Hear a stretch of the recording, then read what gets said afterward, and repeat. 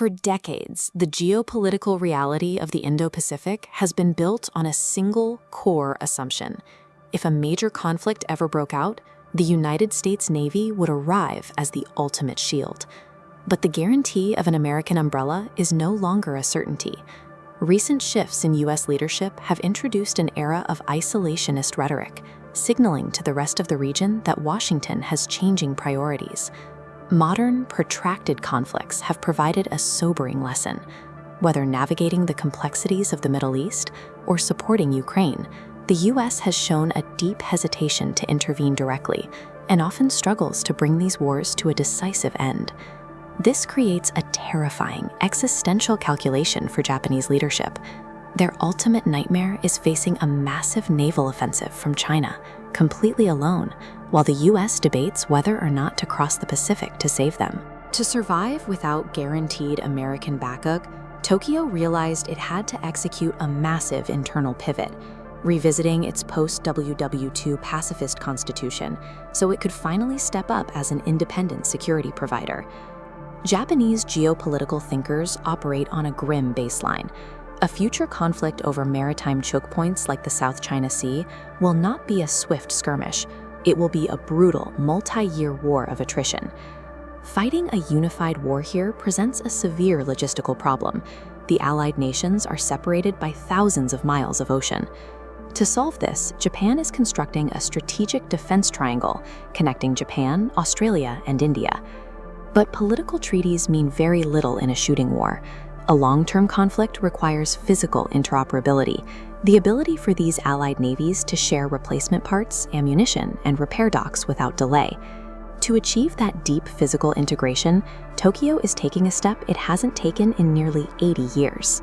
Instead, they are preparing to share their most heavily classified, lethal naval technology directly with their closest allies. Japan has explicitly offered India the complete design blueprints for their Mogami Class Stealth Frigate, a state-of-the-art $500 million warship. Standardizing on a single design creates a transnational supply chain. If Japan, Australia, and India are all building the exact same platform, they are essentially constructing a common infrastructure for repair and resupply across the entire theater.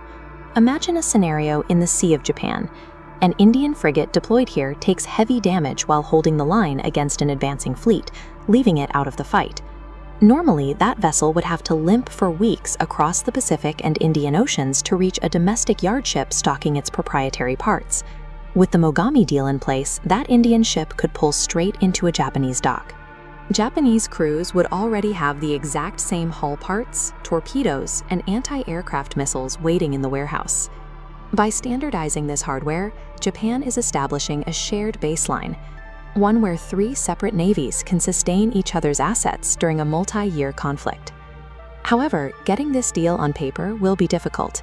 The major hurdle is the detail, specifically just how much of their closely guarded technology the Japanese are actually willing to transfer to a foreign shipyard. New Delhi also has to calculate its own requirements. They must decide if a stealth frigate built for Pacific combat is the right tool to counter their distinct operational threats closer to home, like Pakistan. But while India weighs the costs, others have already bought in. Australia recently bypassed the US entirely to sign a multi-billion-dollar deal to integrate Japanese warship designs into their own fleet. Regardless of the final paperwork with India, Tokyo has made a move that was politically impossible for decades. After years of constitutional pacifism, Japan is now officially exporting lethal weapon systems to its allies. The era of waiting for an American rescue is over. Tokyo is no longer just a follower. It has become an aggressive, independent architect of security in the Indo-Pacific.